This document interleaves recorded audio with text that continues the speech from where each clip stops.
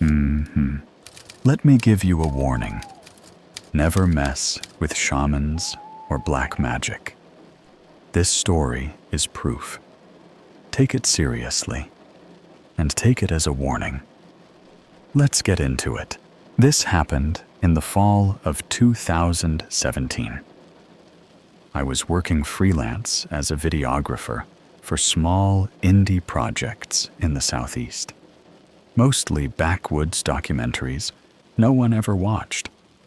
Local legends, old cemetery walks, Civil War ghost tours, nonsense stuff. I didn't care. I was getting paid to hold a camera and pretend to care about blurry folklore. The job that started this came from a guy named Carter. Looked like he hadn't slept in months. Voice like cigarette ash stuck to wet leaves. He met me through a mutual friend, said he needed someone to document ritual preservation in northern Louisiana. I asked what that meant, and he gave this tired smirk, like he'd already had that conversation too many times. Voodoo, he said. Not the cartoon kind, the real kind. I thought he was talking about a cultural piece, some kind of museum or oral history project. But he was paying double my usual rate. Cash. I agreed before asking any real questions. It wasn't until the morning we drove out that I realized this wasn't going to be anything normal. Carter didn't want me filming until we were at the site. Nothing on the drive, not the way in, nothing about the road or the turns, he said. He took my phone and locked it in the glove box before we even got off the interstate. We passed through places that looked like they'd been forgotten before the 1950s. Small bridges eaten by vines, mailboxes sunk into swampy ditches, shotgun houses with no roofs, but still rocking chairs out front. The dirt road to the site was barely a suggestion. Roots clawed through it, and long swipes of tireless land tried to erase it altogether. I couldn't see any clearings ahead, no lights, no signs of where we were going. And yet Carter kept driving, like he'd done it 100 times. He didn't speak the entire time, just chewed the inside of his cheek and tapped the steering wheel like he was counting something. When we finally stopped, the trees were thicker than I'd seen all day, like even the sky didn't want to look in here. No cabin, no tent, just a pile of sticks tied together in a way that reminded me of a hornet's nest. Unsettling, but specific. Carter got out and told me to bring the gear, but leave the tripod. No wide shots, he said. You frame what he shows you. That's it. That's when I first heard him. The shaman. Not speaking. Laughing. The sound came from a distance, but it didn't echo. It didn't need to. It was dry, like something burning slow in your throat, like someone who found something truly funny, but only because they understood how little it mattered. He stepped out from behind a tree that didn't look big enough to hide a man. And I'm not exaggerating when I say he didn't look right. He wasn't tall or short, old or young. If I had to guess, maybe late 40s, with skin like clay baked wrong, cracked in some places, almost shiny in others. His eyes didn't blink at the same time. When he smiled, it looked like it hurt his jaw. He wore a necklace made of buttons, not beads, buttons, all different colors, none matching, some still with thread stuck in the holes. He spoke in French at first, the old kind you only hear in the deep parishes. Carter answered in the same. I caught maybe one word in 5. Then the shaman looked at me. You brought a record keeper, he said in English. I nodded, like that meant something. He stepped toward me and took the lens cap off my camera. This is not for watching, he said. This is for remembering. Before I could reply, he reached into the dirt at his feet. Not grabbed, not dug, reached. Like the soil was giving him something it had been holding on to. He pulled out a shape, rough, lumpy, mud, thick and dark, with a stink that didn't match the air. It smelled sweet, but in the way rotting fruit smells sweet, or a burst sewer on a hot day. He shaped it as we watched, first a head, then shoulders, arms, legs. No tools, just his fingers, and the same laugh he gave before. But the thing that made me realize this wasn't some theater gig, the face. He didn't carve it or sculpt it. The face appeared as he pressed the mud into place, as detailed as a scan. Eyelashes, pores, creases under the eyes. And I swear to you, I knew that face. It was a man I'd filmed 2 years ago for a ghost town special in Mississippi, a local historian. I had interviewed him outside a broken-down church while cicadas screamed from every tree. He'd worn a brown vest and told me his granddaddy had been buried under that very oak. And here he was, again, in mud, in the middle of nowhere. Where did you get that face? I asked. The shaman smiled like a child who'd guessed the ending of a story. I didn't get it, he said. It came to me. He turned the figure in his hands and said something in that same old French, then gently pressed 2 fingers against its chest. The mud darkened, like it was wet again, and began to tremble. Not move, tremble. Like it was remembering how to be alive. I looked at Carter. His face was pale, like he'd seen this before, maybe too many times. He nodded toward the camera. Keep rolling, he said.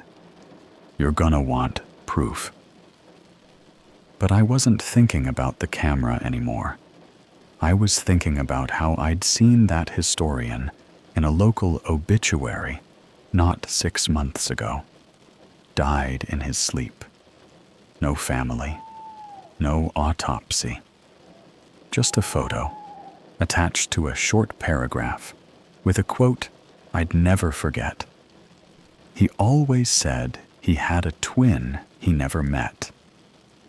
The second figure he made looked like it came out of him, not in some poetic, artsy way. I mean, it physically came out of him. The shaman, he never gave his name, turned away from us and hunched down low, like he was trying to vomit. But nothing came out of his mouth. He dug both hands into the dirt again, but deeper this time. Elbows gone, then shoulders. Then he was shoulder deep in the earth, like the roots had made room for him. When he came back up, he had something slick, and cold in his hands. Not wet like water, wet like fat, like something peeled. It wasn't mud this time, not entirely. He started shaping again. No words, just that same breathing laugh under his breath, like the sound of someone pacing alone in a room full of mirrors. You couldn't tell if he was amused or just remembering something he found funny decades ago. What came together was not another person, at least not like the first. It had a human shape, limbs, shoulders, a narrow neck, but no face, not like the features weren't formed yet. More like there was nothing, just a stretched, skin-like surface where the face should be. No mouth, no indent for a nose. And where the eyes should have been, there were small hollows that looked black at first, but when you looked longer, they moved, like the inside of them breathed. The body was thin, the ribs jutted out unnaturally, and the skin, or mud, or whatever it was, looked dried in some places, soft in others. The joints bent slightly wrong, not broken, but like someone had guessed how knees worked from memory, and guessed wrong. I kept the camera pointed, but I wasn't looking through the viewfinder anymore. This one wasn't invited, the shaman said, petting the thing's spine with long fingers. But it came anyway. It sat up on its own. No commands, no signal. Just straightened its back with this rubbery pop and tilted its faceless head toward me. I didn't move, not because I was frozen or panicked or anything dramatic like that. I just didn't know what to do. There's no manual for something like that. Is it alive? I asked. Carter didn't answer. The shaman just started walking. No path, no instructions. He walked into the trees, and the thing followed him. Not behind him, beside him, like a dao that never needed to be trained.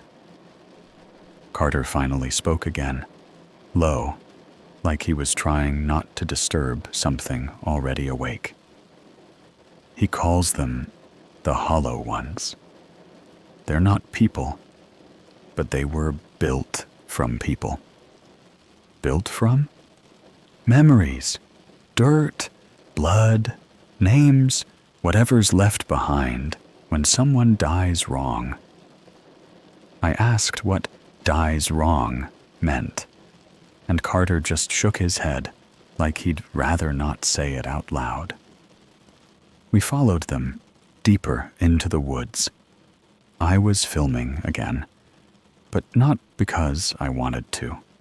It felt like not filming would have been disrespectful somehow, like ignoring a funeral procession or stepping over a grave. Eventually, we came to a part of the woods where the trees all leaned in strange directions. Some bent away from each other, others toward. But none of them grew straight. It made the clearing feel like it had been pulled open, not grown naturally. And scattered around the clearing were more figures. Dozens, maybe 100. Each shaped like a person, but none the same. Some were detailed, dressed in rags and stained cloth, with real human hair tied into braids. Others were simple, piles of mud, with vague arms and legs, like someone started making people and stopped halfway. But they all stood upright. They all faced inward, toward a single tree at the center. I didn't recognize it at first as a tree. Thought it was just part of the mass. It was too dark, too bloated, too wrong. It looked like a tree only because everything else said it must be one. But there were no branches, no leaves, just a thick trunk with skin-like bark and carvings etched into every side. Faces, symbols, bones pressed into sap that had long since hardened. Carter kept his eyes on the ground the whole time. I asked if this was part of the ritual. He didn't answer. The shaman placed the faceless figure near the tree, between two others. It didn't move after that, didn't fidget or sway, just stood completely still, like it had always been there. He looked back at us. "There are more coming," he said. "They find their way here. It's not about belief. It's about what sticks." I finally asked him, probably too loud, "What exactly are you doing out here?" He smiled again, that horrible stretch across his face. "I am not making people," he said. "I am making rooms for them." And then he pointed at my camera. "You're making doors." I didn't understand what he meant at the time. Not fully. I thought he was speaking in riddles, like all these old mystic types do, to keep the mystery alive. But something in me, some dull part of my gut I usually ignore, knew that what he meant wasn't metaphor. We left before sunset. Carter didn't say goodbye. Neither did the shaman. He just turned back to the tree and started digging again. On the drive back, Carter gave me a roll of undeveloped film. "I want you to send this to a place in Arkansas.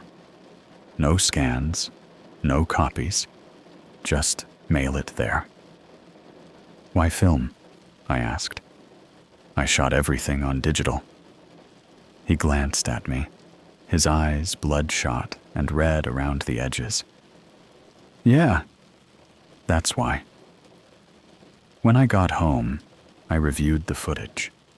Every file had sound, ambient noise, insects, wind, my own voice asking questions. But when the shaman shaped the second figure, the hollow one, the audio dropped to zero, like a hole in the timeline. No glitch, no corruption, just missing. Worse, something was off in the footage. Slight shifts in the frame. Not camera shake. The subjects moved when they shouldn't have. The hollow one? It turned its head. Not in person, just in the recording. Frame by frame, second by second, it twisted slowly until it was looking directly at the lens. That was never how it moved, never how it behaved. I stopped watching after that, because I hadn't told Carter, but I had uploaded a backup to the cloud before we left the forest, and the file started playing itself, without sound, without a timestamp, but with one new frame at the end. My face. There's a way people die that's different from how we talk about it. Not the medical kind. Bullet to the head, heart stops, too much of something in the blood. I'm talking about after that. The silence that stays. The places they used to walk. The clothes still holding their smell. That echo of their body in your house, like the furniture still makes room for them. We say we bury them, that we give them rest. But we don't. Not really. Sometimes what we bury isn't what we think. And sometimes something else climbs in. I didn't send the film to Arkansas. I still had it. Still do. Somewhere in a box I duct-taped shut after what happened next.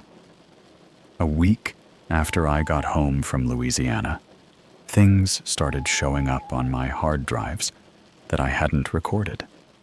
Not copies, not re-edits. Additions. Small clips, maybe 5 to 10 seconds long. Always the same angle as my original shots. Same lighting, same background, but different subjects. In one, there's a figure wearing my jacket, sitting in my editing chair, staring at the screen. Except my camera was never set up that way. And I never wear my hood up like that. I hate it. Always have. It makes my peripheral vision worse. But this thing, this version of me, has it up. And it's breathing slow, steady, deliberate. The worst part is I can't see its hands. They're under the desk, moving. Another clip was filmed in my hallway. I don't have security cameras. I never installed them. But the footage was from a high corner of the ceiling, fisheye, time-stamped 3:22 a.m. And in the middle of the hallway, standing perfectly still, was one of those faceless things. Same height, same build, skin like dried paste left out in the sun. Its feet didn't touch the ground, just hovered a few inches off. That file didn't last long. About 30 seconds after I watched it, it disappeared. Not deleted, replaced. The new file had no video, just audio. And the sound was this ugly, uneven dragging, like something wet being pulled across wood. No speech, no breathing. But underneath that, button clicks. Not like typing, like someone pressing them through fabric. I got a text from Carter 3 days later. No hello, no warning. Just coordinates and a time. I should have ignored it. I wanted to, but I didn't. It was about 4 hours north, just across the Arkansas border. A small hollow of land between two hills, covered in trash and rusted-out appliances. There used to be a trailer there, maybe. Nothing left but tin and a foundation full of weeds. Carter was already waiting when I pulled up. Looked thinner, paler, like something inside him was retreating. He wasn't holding a camera this time. He had a shovel. "I need help digging," he said. I asked what for. He didn't answer. Just walked into the center of the clearing and stabbed the ground like it had insulted him. We dug for over an hour. The dirt was wrong. Too soft near the top. Too dense further down. Like something had been churned. I hit bones first. Small ones. Finger-sized. Not human. Then cloth, still wet, still smelling like lake water and copper. Carter pulled out a sack wrapped in chain. No lock. Just the chain, tight as a vice. His hands were shaking when he unwrapped it. Inside was a mud figure, half rotted. Its face was worn smooth, but you could still see the holes where the eyes had been. "They rot faster," he whispered, "when they don't get used." I asked him what the hell that meant. He just dropped the sack and stepped back. "They have to be used. That's the rule. They have to be filled, or they call out. They start borrowing." He didn't say what they borrowed. I didn't ask. Because right then, I noticed the sound. Not around us, not from the trees, from the hole we'd just dug. Something was moving down there, something with hands. Carter didn't wait. He started kicking dirt back in, fast and frantic. He didn't care if the figure was still in there. Didn't care about rules or rituals or whatever the hell he'd signed up for. He just wanted it covered.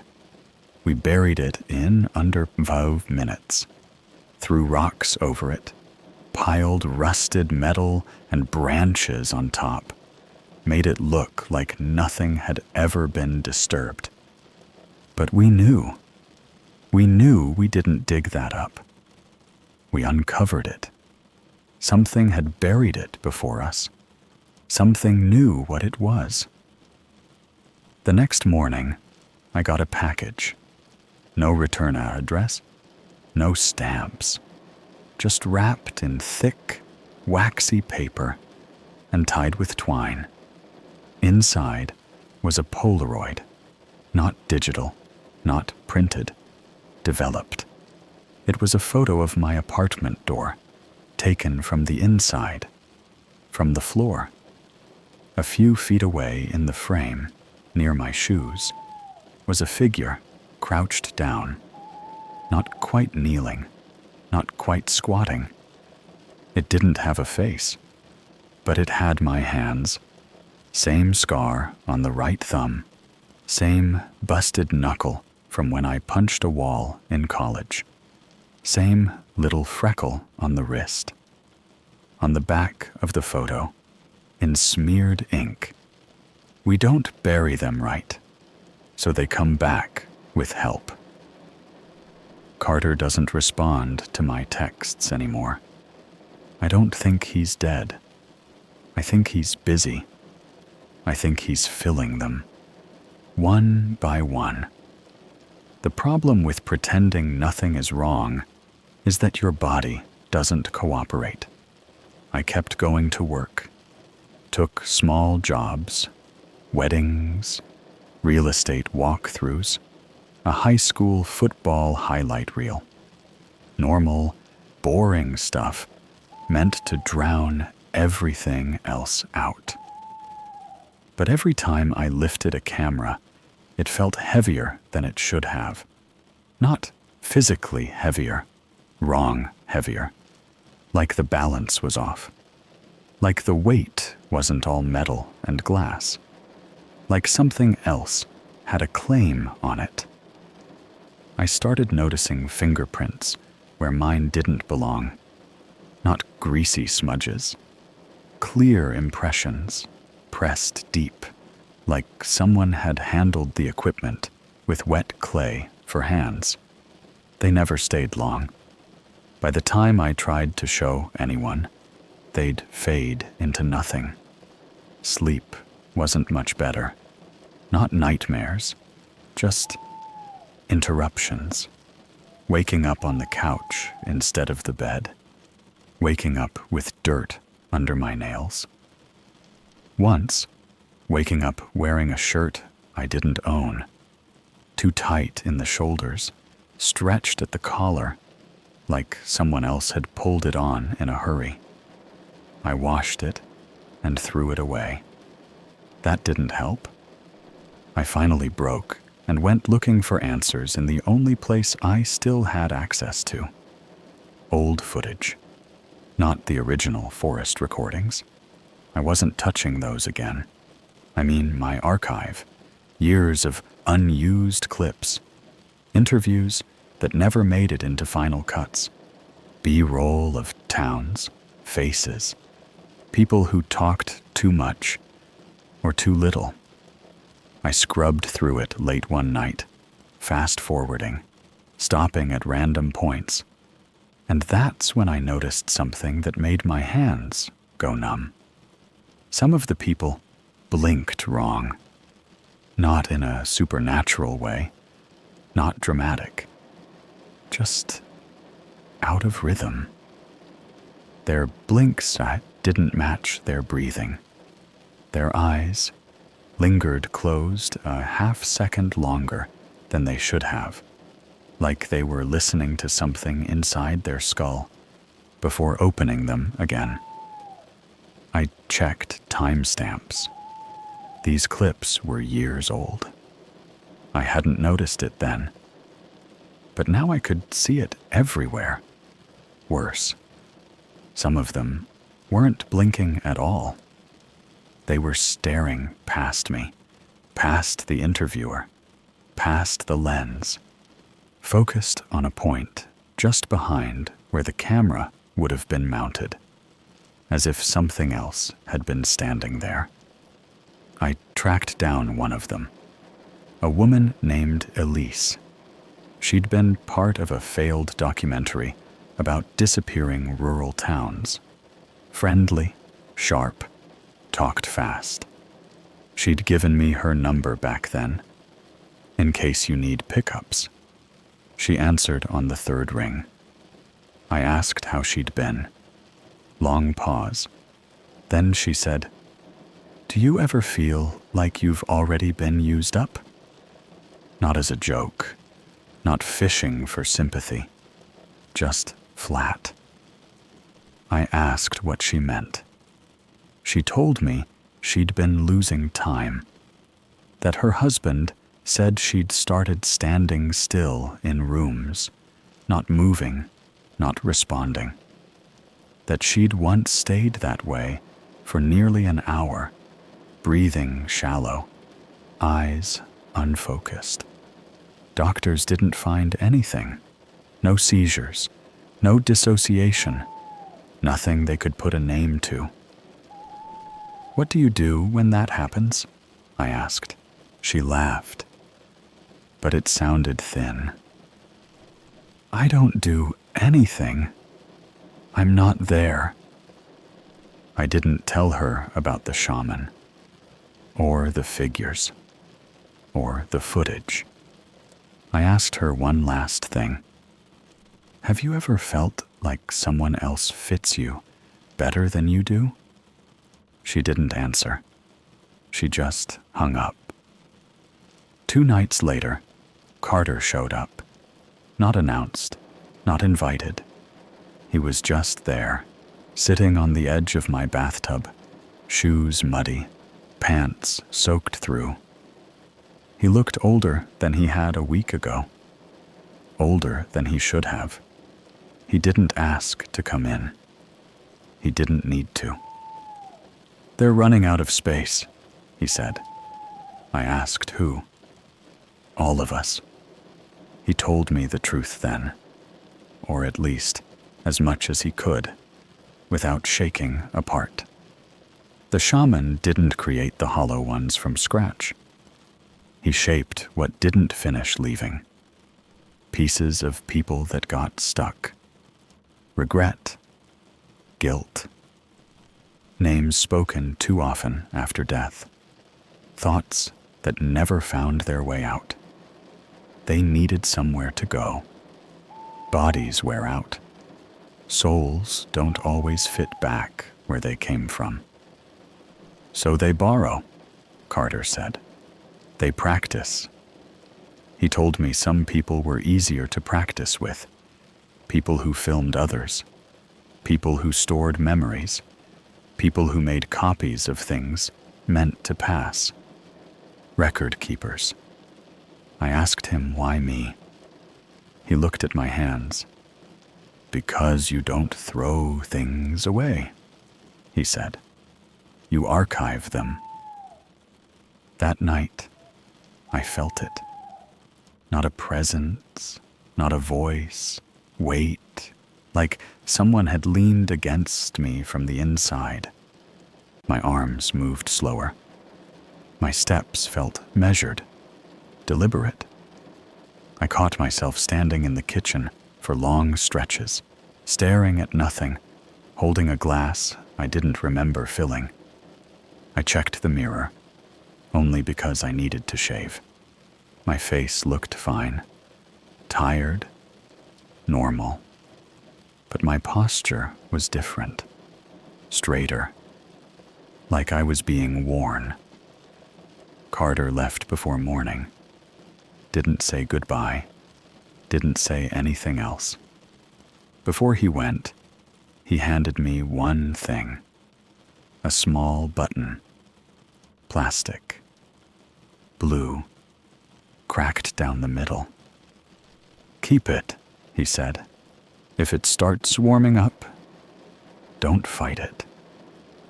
I asked him what happens if I do. He didn't answer. He just walked away, barefoot, into the dark. Later that day, I found a new folder on my computer. No name. Inside were videos I hadn't filmed yet.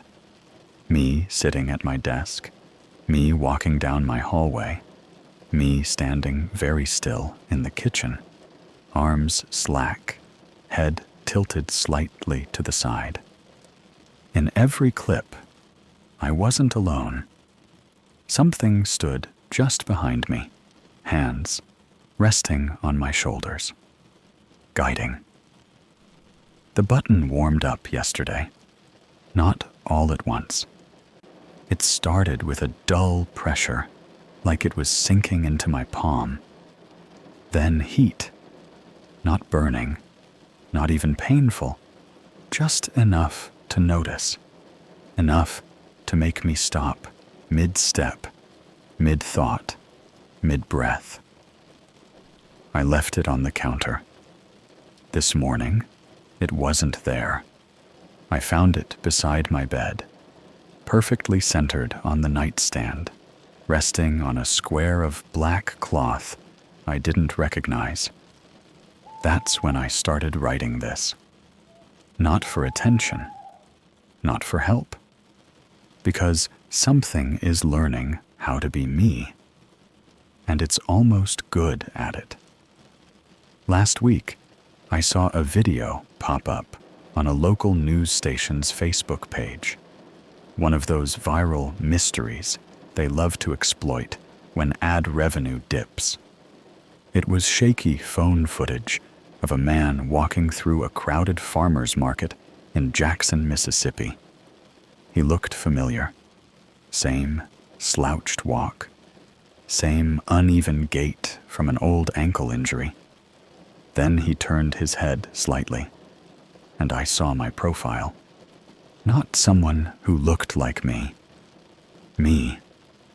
Down to the faded logo on the back of the jacket I lost 2 years ago in Oregon.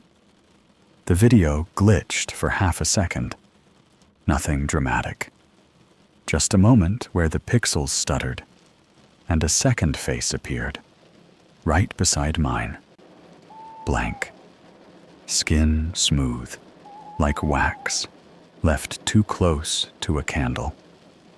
No eyes. But something behind the skin pressed out, like a fist pushing gently from the other side. No one else in the market seemed to notice. I haven't slept in my bed in 4 nights. I've been locking myself in the editing room, sealing the door with furniture and tape and long screws driven into the frame. I don't think it matters, because the videos are changing again. Not just of me, of other people I've filmed over the years, old clients, Strangers I interviewed for filler content. Some of them are dead. Others just stopped answering messages. They all look just slightly off. Their mouths move before their voices play. Their fingers tap on surfaces with no rhythm. Their heads tilt like they're listening to something in the walls. And in the background of each video, always somewhere behind them, is the tree. The one from Louisiana. The one the hollow ones circled. But the carvings on it now? They're names. Names I know. Names I never spoke out loud. I emailed Carter 2 nights ago. I still had his address from a Dropbox folder he'd shared during a job in 2016. Didn't expect a reply. Didn't get one. But I got a bounce back. Not a failure to send. A message. Plain text. No sender. Just one sentence. You've held on too long. And beneath that, a string of dates. All the same. Today's date. So here's the part you won't believe. I think the shaman was never making anything. I think the figures weren't being born or summoned or crafted. They were being offloaded. They're not masks. They're waste. Leftovers from lives that never finished correctly. People who didn't leave enough behind. People who were talked about too much or too little. Remembered too hard or not at all. They collect. And once they weigh too much, they need out. So they go where memory lives. To footage. To film. To anything that keeps a person intact after they were supposed to be gone. They burrow into the format. They learn. And when they're ready, they slip past the lens and start trying you on. The button is warm again. It's in my hand now. I didn't pick it up.